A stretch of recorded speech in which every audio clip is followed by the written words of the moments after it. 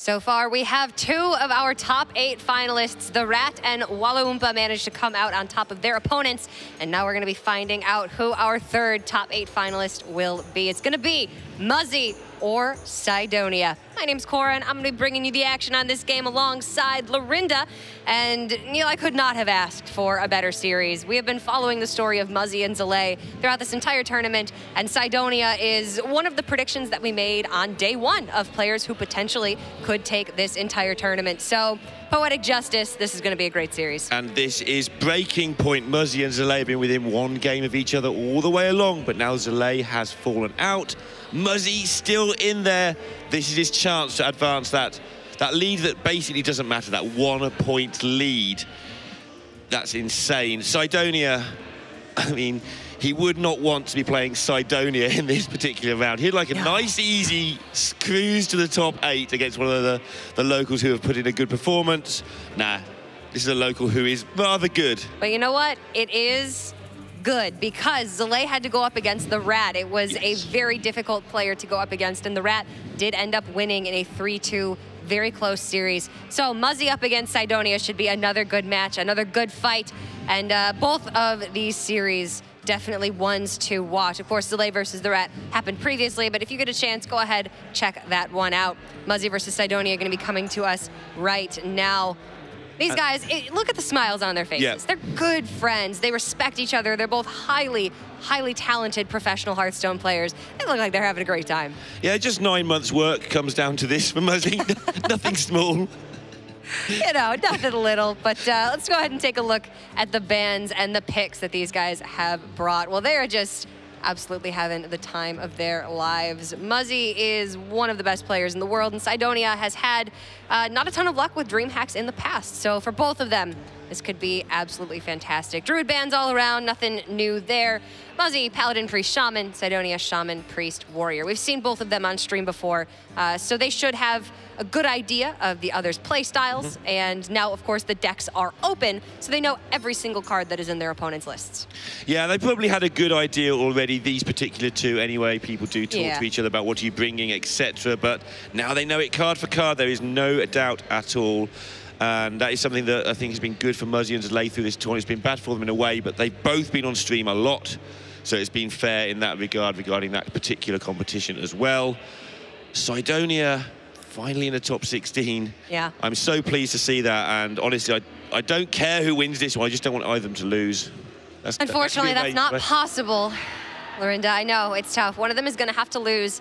For Muzzy, it would mean that him and Zalay are still neck and neck in the race for the last call qualifier into the World Championships. Muzzy ahead, again, by only 1 point, but he could extend that lead by making a deeper run into this tournament. And for Cydonia, this would be a really fantastic birth to his already historic Hearthstone heritage, but he's had maybe a bit of a rough time since his HCT and World Championship finish. So let's go ahead and jump right into the game and find out who is going to be our next top 8 finisher. It's going to be Muzzy on the Shaman up against Cydonia on his RO16 Priest.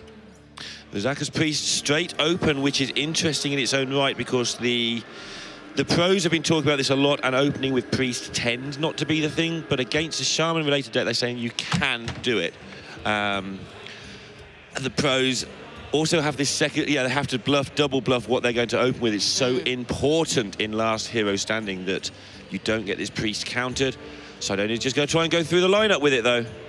Because usually in last hero standing, the way it works is the person that wins the first game, opponent counterpicks, then ideally you get to counterpick that deck, opponent counterpicks again, and if all goes well, you counterpick and should win 3-2. So the first victory means a lot. Reverse sweeps in last hero standing are a lot more difficult to accomplish than reverse sweeps in Conquest, per se. Because in Conquest, you usually have a weak link deck, whereas with last hero standing, you could have 2 incredibly strong lists that can sweep everything, and those decks can win 70% of the time. Both of these guys playing lots of cycle in their Priest, by the way. So I was looking at one, but actually the other one does have the Gnomish in as well, I think, if I've got the right list, which I have. Yes, both the very heavy cycle. Muzzy has the Mind Blast, a natural copy in his list alongside the Prophet Velen. So that will give him a little bit of extra reach when he does bring out his priest. But Cydonia has the edge right now of being very anti-aggro. Shaman needs to get on the board early with many small minions, hope to evolve those minions or Bloodlust for an early finish. And the priest has Glocka Crawler, Shadow Word Horror, Spirit Lash, many anti-aggro choices that they really play most of their deck, including. Yeah, and just going to find Muzzy's Shaman, see if there's any interesting tech at all. It's very straightforward, I believe. Yeah, just not a single exciting card that you need to know about apart from one Glocka Crawler, which will not be relevant in this particular match. No, he a little nod to anti-Pirate Warrior tech. Maybe if he's got his spare patches on board, he can eat it and get a 2-mana 3/4, but not going to be relevant in this one. The onus, honestly, is on Cydonia to counter everything that Muzzy puts out. And you don't do that by just killing everything one thing at a time. No. You have to be incredibly greedy with your few and far between AoE spells, which means at some point you may have to take a chance your opponent doesn't have a Bloodlust or doesn't have a Jade Lightning or any of those other cards that are in Muzzy's hand right now. Never a comfortable situation to be in when you are the slower deck. But Cydonia did pick up Pint-Sized Potion, so he's got the Pint-Sized Shadow Word Horror combo. But like you said, Lorinda, you don't want to risk being bloodlusted and killed, but you also don't want to be too liberal with these resources. They're so valuable, Shadow Word Horror and Spirit Lash and Dragonfire Potion in particular, that you kind of need to bait your opponent into playing more of their resources that than you have to expend with your AoE. Whereas Muzzy now is in this perfect position where you have the Flame Tongue that, yeah, if you want to Shadow Word Paint it, be my guest. You have a board, if you want to Holy Nova it, be my guest. And he may just leave this like this and just make totems for a turn or two and tell Cydonia that you're going to have to do something. Yeah. You're going to have to blink first on this board because I'm going to hit you for 6, 8 a turn, something along those lines, and just not have to put any effort into it. 6 repetitive damage that Cydonia refuses to react to or cannot react to just wins Muzzy the game over time. Yeah, so Muzzy just doesn't need to do a whole lot. Especially with his pickup, by the way. This is a great pickup. Allows him to deal with the Blood Mage without even worrying about the minions. Does draw Cydonia into that Holy Nova, but he is going to draw some AoE over the course of the game. It's just a case of how he manages that AoE. And yeah, Muzzy just not committing anything more to the board than he needs to. Obviously, you lose nothing by toteming. He just gets your Bloodlust better. So the Nova would be the most straightforward clear here. Pint-Sized Horror removes everything, but it does feel a bit wasteful when Holy Nova gets the job done and only leaves a 0/1 Flame Tongue. And you do have a Cabal to get rid of that Flame Tongue next turn, so that feels a very natural use for this AoE. But again, Cydonia is not going to do anything hurriedly because one mistake and you do just die. No harm in taking your time, especially at this point when you've worked through 9 rounds of Swiss, you've grinded for so long. You're tired, you want to make sure that your brain is working as well as it possibly can. Take your time. Yeah, you're against a guy who has spent 9 months getting to this position to put himself on the brink of a world championship berth. You're probably going to need to play well to beat this guy because he's not going to give you anything. No, absolutely will not. And Cydonia has now Raza and Shadow Reaper Anduin in hand. Those are the 2 combo pieces that you are looking for in most every matchup. But first, you need to make work of this board. Again, this is the second board already, and look at Muzzy's hand, it's fine. It's not suffered any ill consequences of building these boards. Well, that's the thing. Shaman turns small, meaningless minions into threats. It turns 0/2 totems into 3/2 totems that kill you off of Bloodlust, or trade fodder with Flame Tongue totem, or evolve targets. They make these meaningless minions real threats. Which one do you steal here? I assume you steal the Flame Tongue, but then you've got to deal with the Primal Fin. It's not even fun working it out, and he's not going to steal any of them. He's going to take one of those turns we were talking about, which involves, sure, you can hit me for a lot, you can't kill me. I'm going to hold out and make you commit more stuff. If you Raza now, you do get the free hero power every turn going forward. That adds up. And then you know you've got Pint-Sized Horror in hand for pretty much a clear on everything that Muzzy could put on the board, aside from Doppelgangster, Evolve, 6 drops, some of them that will not be cleared off. So Cydonia is taking the gamble here that he lives through this, but I'd say 8 times out of 10 he does. Yeah. And if he does, those free hero powers will pay off. Muzzy must be very tempted to just drop a Doppelgangster here. He's not going to do it, I don't think, but the first thing that catches your eye is, hey, just play Doppelgangster because he's already used his Holy Nova. Yeah. But Aya's probably more tempting, or just nothing. Maybe you don't need to hurry. Muzzy also just has 17 damage with Bloodlust. Yeah. Right, he puts Cydonia very low, and then he has 2 Jade Lightnings from hand. You don't always need to Bloodlust for lethal. You can just Bloodlust on a board that you think 12 damage, that's enough right now. And you know that Cydonia is going to find Dragonfire. You know he's going to find Horror. Maybe he even has it in hand and just hasn't used it yet. I think I would go for the Bloodlust here. Just check, Cydonia does play Greater Healing Potion. I only check because a very select few people actually don't like that card. They believe if you stabilize, you stabilize. Yeah, it's not quite true. Someone's always got, like, you know those horror movies where there's always just one last, like, attack at the very end? That's what it stops from happening. Hiding a lot of behind these the closet or something. Yeah. There's Greater Healing Potion. The guy you forgot about who went missing in the first scene just comes back. The one that you thought was dead, but you didn't actually see him die. Yeah. He's never dead. And that's why you need that Greater Healing Potion a lot of the time, just to get rid of that one guy. And he is playing it in this. Well, Muzzy decided that he can get a better Bloodlust, and that does make sense. The Aya is sticky, difficult to remove. Even Pint-Size Horror here would not kill it because of the Flame Tongue next to it. Definitely needs to take evasive action here.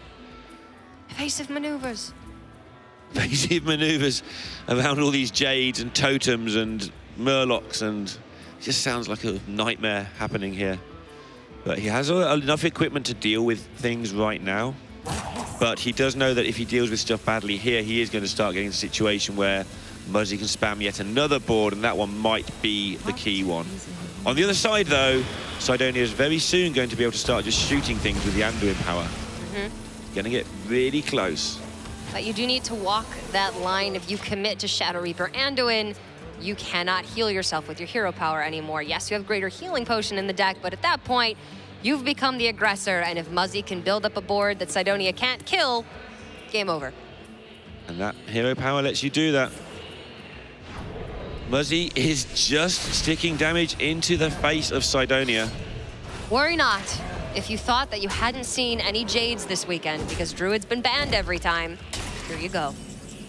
Jade Golems exist in other capacities. They're so green. They're not nice when they're hitting you in the face for 15. Hit them back to 16 with your own Jades. You're dead. My Jade Druid was banned. Get some armor from somewhere. Cry. If only you had some cards that would do that for you. Like Ironhide, like Waloompa had. I can't think of a format where one class was so overwhelmingly banned. Shaman format was a little bit like that, but even then, some people left it up occasionally. We just haven't seen a Druid left up since sort of early on day one. Cydonia has to pull the trigger on Shadow Reaper Anduin, goes to 18. Muzzy's gonna be left with 7 power on board and the weapons, so 9, and then can add 6. That's 15. He's close, but he's not at 9 mana. The shadows grow short. He's real close. He's very close. 1 mana away. You can actually just Brawl Deathseer, make the board even I was bigger. wondering, do you just want to Deathseer this and try and get a charge minion? Muzzy's got a lot of options here. He's feeling pretty comfortable, left with 7 power on board, and Cydonia sitting at 18. That solves a lot of the issues. Okay. Now you just make a monstrous board. Dragonfire Potion is what you have to worry about here. A lot of the minions you get from the Doppelgangster Evolve have 5 health. They do. And so that can be a problem, and if you don't see him do it, that'll be what is in his mind. At the same time, you can find cards like Sunwalker, Sunkeeper Tarim, Cairn Bloodhoof, which we saw 2 copies of earlier today. Yes. There are resilient 6-drops. We might just see him Jade Lightning face, because that might be a big enough board to demand a Dragonfire.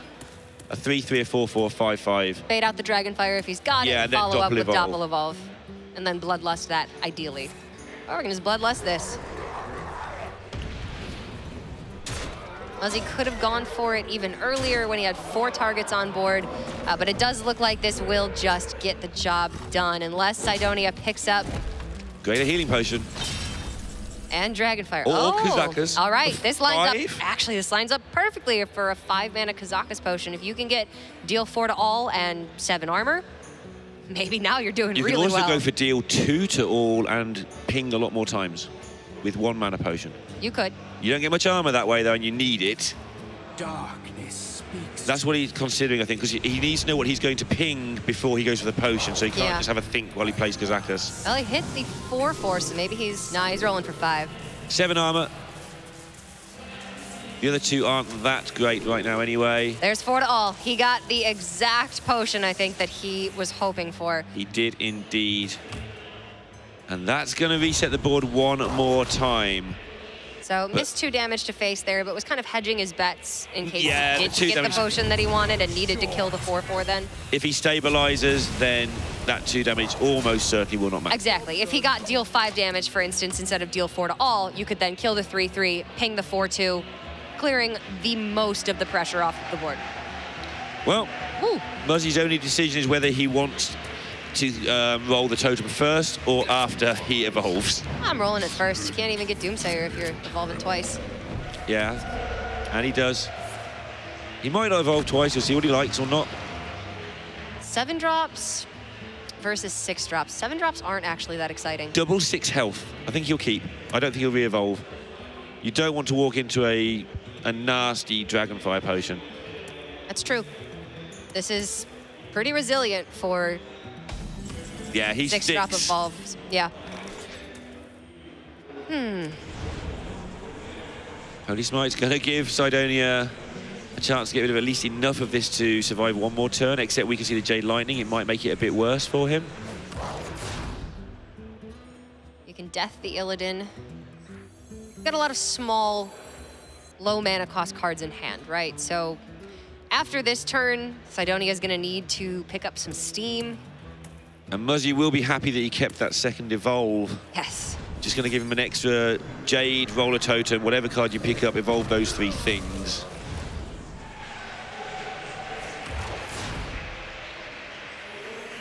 Okay, Cydonia's managed to do pretty well out of that.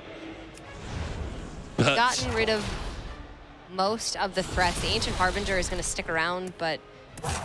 yeah, he's so low on health, he just needs to... It would have to be second Bloodlust plus Jade Lightning here. So I think Cydonia is feeling pretty safe still. Yeah, and I like that ping to face too. You've got plenty of ways to kill the Ancient Harbinger, but you need to start putting on damage. You can't just play survival forever. 6 plus 4 is 10. Cydonia sitting on 10. Yeah. That's going to be game number 1 over to Muzzy and his Shaman. Just when Cydonia thought he was starting to see the light of day after that perfect Kazakus potion, it still unfortunately was not enough. Muzzy put on too much pressure. Cydonia couldn't stave it off, and Muzzy's going to take game 1. 1-0 with the Shaman, and the Priest is down. Man down.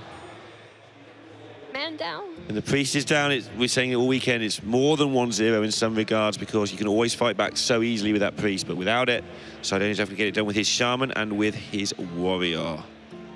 Definitely still doable, but definitely difficult. Yeah, that was unfortunate for Cydonia. Muzzy had several outs there. The Flame Tongue, second Jade Claws off the top would have done it. It was close, but no cigar, unfortunately. That means that to counter the Shaman, Cydonia bring out his own Shaman. Right, I'm looking at that lineup thinking, ouch. And then you've got the Priest. Even if you get there, you've got the Priest to get through. Yeah. It's looking a little bit ropey. That's why it is so unfortunate to lose your Priest first, because a lot of these players are depending on Priest to win them the last game. Yeah, it's running, I can't remember exactly, it was like 57%, I seem to remember. You had a look at the stats earlier? Earlier today, it was about a 57% win rate across the board for this Priest build. Which is absolutely huge. That's nutty, considering that I believe like 118 people brought Priest to this tournament. And it does flatten out when you have quite a few local players in the tournament who basically 50-50 everything. Yeah. Just to be fair to them, because they don't play, they don't have the experience, they're here for casual, they're here for the LAN. So the win rate would be even higher if it was an HCT tournament, for instance. Yeah. Well, Cydonia is going to bring out his Shaman, go for the mirror, and think that this is probably his best shot. But it is tough, especially since Muzzy does have the Galaka Crawler, which gives him a slight edge in the early game against Cydonia, especially now that he's drawn patches. Talking of nutty, this start's going to be brutal as they fight for this board. I'm not sure who's going to come out on top, but they've both got plenty to work with for these first 2 or 3 turns. And in about turn 5, we'll have a good idea who's going to win the game, I feel, because somebody will just be miles in front. Or will they? They've had very similar starts. Cydonia getting the Jade Claws down this turn gives him a slight edge because his Primal Fin will be able to spawn an additional Murloc, and Muzzy still doesn't have a way to kill it. I don't know. Muzzy's got Maelstrom. Make some magic happen. Make some magic happen. There's the Doppelgangster Evolve for Muzzy as well. These are very, very mirrored starts. Just changed his game plan now. His game plan a minute ago was panic, kill everything at all costs, and now it's I win if I get to turn 6. It's the same. Yeah. It might be the same effect, but he now has a clear thing in mind. He may be able to leave something lying around, for instance. But the best play here is to play Maelstrom and roll patches. Yeah, that would be pretty good. He didn't fancy his chances, oddly enough, for that 1 in 35 or whatever it is, 1 in 40. Oh, this is interesting. Oh. Do you? It's so tempting right now. Okay, but here's the thing. A lot of Shaman players are very greedy with their evolves. Right. You do not usually need both evolves for Doppelgangsters. You run 2 evolves, so you're guaranteed to draw an evolve with your Doppelgangster. But if you can land an early board of, you know, a couple of 3/2s or 2/3 minions, sticky minions that a Maelstrom can't get through without spell damage, sometimes that's best use of evolve in the mirror. I would not hate to see him use it here. I think if that Primal Fin wasn't there, I think he may well have used it. Yeah. The Primal Fin's spewing out even more minions. This is just asking for Maelstrom Portal. Yeah, and I don't know that you have the liberty to play around it, but if you're going to find a good early evolve, that was probably the turn. he would have been in a great spot in some ways if he evolves there, but... Depending on what 2-drops he got. 2-drops are bad. Let's be clear here. 2-drops are generally I think awful. they average around like a 2/2 stat line. Then you've got some that really skew it like Dirty Rat and Yes. Cornered Sentry, but then you've got Doomsayer. Which also actually skews the stat line. It does. People forget it's 0-7 into the averages and it's actually awful. So it's skewing it one way whilst being the other. Yeah. These hands, though, this is going to be pretty exciting when these doppelgangsters come to play. Well, Muzzy is going to get there first because he did start first, has that 1 extra mana advantage. But Cydonia's got the board still. Healing Totem keeping that Primal Fin totem out of range of 2nd Maelstrom. That's really nice for Cydonia. And Muzzy has the world's hardest Hearthstone turn. It's a bad turn. It's you are just not dropping bleak. Doppelgangster here because you know what you're doing on turn 6, but that gives Cydonia a really clear-cut picture for his own turn 5 leading into turn 6. You've got Totem Thing from below when Muzzy did Hero Power Flame Tongue. Yeah, and he's going to evolve as well. The thing that Cydonia didn't do when he had a spare evolve hanging around. Okay. That's, You okay? that's terrifying. I'm sorry, I have a conditioned reaction to Vicious Fledgling from Arena. It's Yeah. terrifying. When you have no answers, you just suddenly think, I've lost the game. Yeah, I don't even disagree. It's scary pink card. And it's actually given Cydonia something to think about for this turn as well. Do you devolve or do you play down Thing from below? They are 2 good cards for 2 and 3 mana. Yeah, I don't think the Armor Smith is particularly I mean, it's not broken. relevant Yeah, it's right not the now. armor's not relevant. It's just the fact it's a 1/4 and you've got a thing that's churning out 1/1s. You got a Totem Killer. Nice. Well, in this case, a Murloc Killer. See what he turns them into. Okay. Pilots Little less and scary. dogs. Getting the Timberwolf was nice. There were some 1/2s off of that Armor Smith that could have been particularly bothersome. So Muzzy's evolve used his extra life here. This needs to be a good evolve. He can't evolve the Iron next turn anymore. See what he gets. Okay. That's a pile of stats. Scarum Cultist, Temple Enforcer, Doomed Apprentice, and the Blackguard, which is the new Paladin card that people predicted would be all right. Unfortunately, hasn't seen any Yeah, play. I was one of the people who thought he'd be really good. A Healing Totem would come in handy for him here. He'll start shooting things all over the place. But more importantly, you just have Oh no, it has to a heal face. pile of stats. My bad, it has to heal face. But yeah, it's 23 health created. just 23. That's some crazy rolls. Especially when there are 6-drops like Big Time Racketeer, which is a 1/1. You're looking very sad. Well, not sad, but like pensive about thinking emojis. Thinking. Definitely need the camera on core there for those few seconds. I'm sure Twitch can help you out. All right, Cydonia's decided he needs to take evasive action here. Again, that's twice. Evasive action. Yeah, he's thrown off of his own Doppel Evolve, but he wouldn't have been able to play it anyway because he doesn't have the mana available due to the Wound Apprentice. And Muzzy's in control, but Cydonia has multiple things that can go his way. He is going to get 2 evolves in 1 turn, so if you don't like the first one, you have the second one, or you just roll over 3 9s. He will get 3 7 drops, but can they beat the 6 drops from Muzzy? They were particularly good. No other options. All right, yeah, you'd rather have 4 6 drops. Hogger Doom of Elwyn is a nice roll. Jade Behemoth and Bookworm, however, understated. Understated indeed, but not terribly so. But they're close enough. He didn't want to push his luck. No. Oh, well, he couldn't once he committed to the thing from below. He didn't have the mana for the second evolve. I don't think he wanted to anyway. You would want to there. It's close, I guess. It's pretty bad rolls. I mean, the Hogger's actually all right. Any damage that it takes will spawn a 2/2. Is Cydonia 1 point of damage dead? has been done this game. You oh, he actually just did. I didn't think he would be. 9, 13, 17. No. What about now? 9, 13, 21, 31. Yep. He's dead. I hadn't realized how amazing that was going to be. I thought he was going to survive by a few. He was alive, but the Flame Tongue coming down was just enough mana and just enough damage to kill Cydonia from full health. That was an absolute shutout by Muzzy. Getting the Doppel Evolve 1 turn sooner just by the virtue of going first meant that Cydonia was forced to play reactive the entire time, even after having the stronger start. Muzzy takes game number 2. Have we seen a Shaman sweep? We've seen some Pirate Warrior sweeps. We've obviously seen Prix sweeps, reverse sweeps. I've heard some rumors of Shaman sweeps happening out in the Great Convention Center world. But no, we have not seen one on stream. Shaman hasn't been really on our radar as one of the decks that can sweep in LHS. When we think of aggro, we think aggro druid, we think Pirate Warrior. We don't automatically think Shaman anymore because it hasn't changed since Frozen Throne came out, and we haven't been seeing a lot of it. So Cydonia is going to have to stop that, and then he's going to have to go through with Pirate Warrior, which we have seen sweep. So it's not a lost cause yet. Although, Muzzy, could you behave with this hand?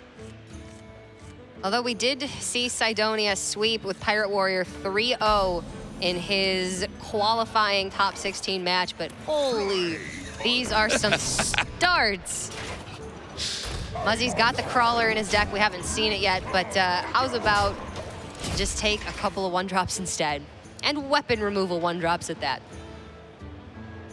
Yeah, and insane start here. I mean, the weapon removal is fine, but you don't use it until much later on. But the fact you've got 2 of them in your hand means you can just burn one of them to some degree, just to get a big wide board if you draw some evolve. Yeah.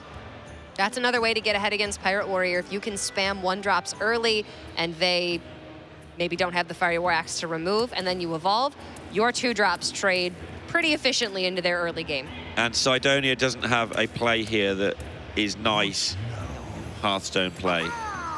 No, he does not. You can sacrifice the deckhand and keep a 1/1 on board, but you need to keep Muzzy's board clear at all times, or you're going to be the victim of efficient trades with Flame Tongue, timely evolves. And this is why this is favored for the Shaman, because the Shaman can just make these wide boards. The Pirates have to deal with so much of it, but all the time they're dealing with your stuff, you're making more stuff, and they're not hitting you in the face, and eventually your stuff is just too much stuff. Especially since in the late game, the Shaman has Stonehill Defender, Thing from Below, the natural Stoneclaw Totem. They have so much defensive generation that the Pirate Warrior has a really, really tough time getting over. Yeah, getting the totems here and there, you do have to deal with those as the Pirate Warrior, which is just too healthy again. It's almost like a priest power every single turn. Sometimes more. It can actually be really difficult for the Pirate Warrior to deal only 2 damage. Primal Fin looks okay here for Muzzy, but if he does that, I'm trying to think what the downside would be. The War Axe can come out and kill it, but Cydonia still loses his 1/1. Yeah, First mate dies to the generated Murloc. And by thinking about it, actually encourages Cydonia. He has no choice anyway but to War Axe, but it encourages him to play the War Axe. So it looks like Muzzy was thinking about, I don't want to see a War Axe, but actually this is just going to get eaten up. I think you're doing A-okay. Corsair comes down, you can Flame Tongue and push, hoping there's not a second Fiery War Axe. Or you can just totem and discount that thing from below even further. All right, these are the Spellbreakers that have done Cydonia so proud earlier in the day, but they're not looking very good here against this particular board. They're just going to get eaten by Flame Tongues. Cydonia's got 2 copies of Spellbreaker, no Mortal Strikes, as we're used to seeing nowadays. And he's elected for Captain Greenskin instead of Leroy Jenkins. Those are really the only flex spots in the deck right now. And this is just going to be this grim. Is gross. Muzzy on 27, like, even the old Arcanite, buff is just not going to get it done. And now Muzzy's up to 2 basic totems as well, so he's going to start rolling taunts every turn shortly. Looks like Cydonia's pirate luck may have come to an end, Lorinda. He's going to have to put 5 damage into a Flame Tongue just to give himself some more time. He's also going to have to Spellbreaker a taunt totem at some point to stop them going infinite. Yeah. Just to keep that silenced taunt totem on the board, which is also just way too slow for anything as Muzzy just destroys another weapon. Cydonia's like side-eye to the camera. He definitely did not want to see that second Bloodsail Corsair coming out there, getting rid of 2 of his most valuable weapon charges. And I hate to call things early, but yeah, I think this one's probably over. I think if this wasn't the top 16 of a huge event and this was just ladder, Cydonia would be about turn 3 in his next game by now. He would be long past queuing for the next one. He doesn't just owe it to himself, he owes it to Zalae to take this to the last possible second.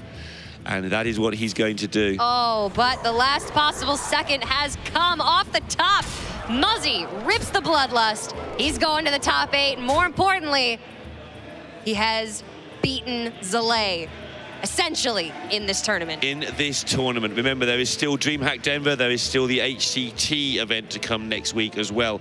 2 massive events. There are still 2 ladder seasons to come. This is not over, but every point he can get ahead of Zalae makes Zalae's task so much harder. It's easy to pick up a few points. It's not easy to pick up more points than one of the best ladder players in the world. That is a fact, and my goodness, that was a blistering fast series from Muzzy. I don't think we've seen a shaman sweep on stream thus far, but he has done it. He came in here not with the highest Swiss record. He was sort of a little bit sketchy there for a bit. He had the 2 losses needed not to get 1 more, ended up 7-2, and now he's moving on to the top 8. So congratulations to Muzzy. So much hard work, so much time, so much dedication put into this game, and it is paying off in spades.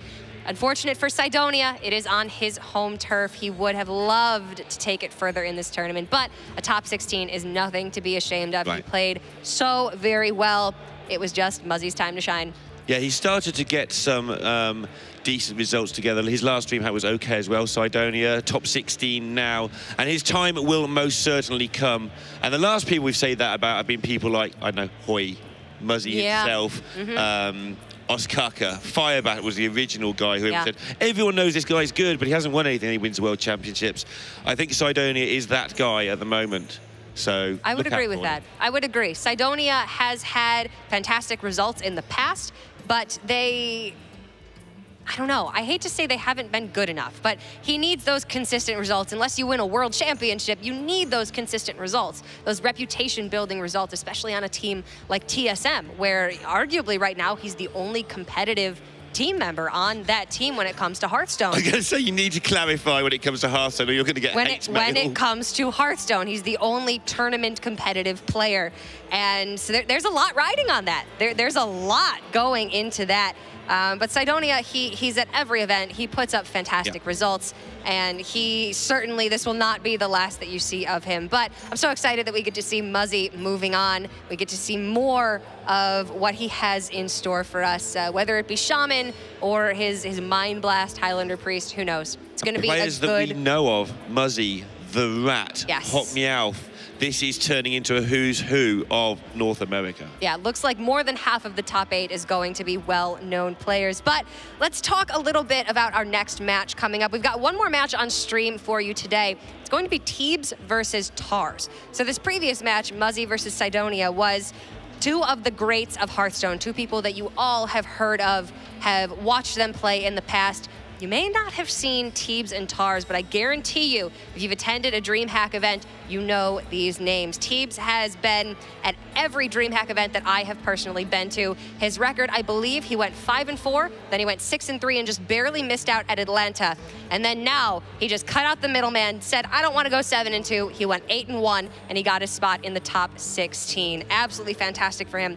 And then Tars is a French player, and he's known for his deck building, and I have not been let down one bit by what Tars has brought to this tournament. Lorinda, did you expect Tars to make it this far, especially when in the first match of the day, we saw he did not ban Druid? Yeah, and he went to 2 games all in the first match of round 1 with his... Didn't just not ban Druid, he didn't ban Prix either. No. Like we were saying, well, there might be some oddball out there who tries to target Druid and ban Priest. He just didn't bother. Cut out the middleman again. Just leave them both up. Play Quest Mage, which a lot of people wanted to bring. Hot Meowth was talking that he wanted to bring Quest Mage, didn't quite feel it was good enough against the field, so he kept the Quest Mage in his back pocket. He just went with Warrior instead because it was more safe.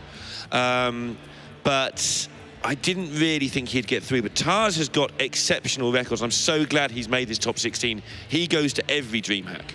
He loves Hearthstone. Yeah. He's always got this perpetual, somewhere between smile and smug look on his face. He means it to be a smile, but sometimes he knows that he's a bit different, and he likes to be smug about that a little bit. He knows he's a good player. He knows he's got some eccentric tastes when it comes to his deck building, but it has worked out incredibly well for him. I do think that maybe part of that comes down to some surprise factor in the Swiss rounds. You come up against opponents who expect Mage to be Jaina Mage, for instance, and then you end up playing Giants OTK, Quest Mage, and it's something that maybe they're not prepared to play against. But he played that deck so well. Like, I mean, it's easy to say, oh, he's in the top 16 at DreamHack. He played well. What a surprise.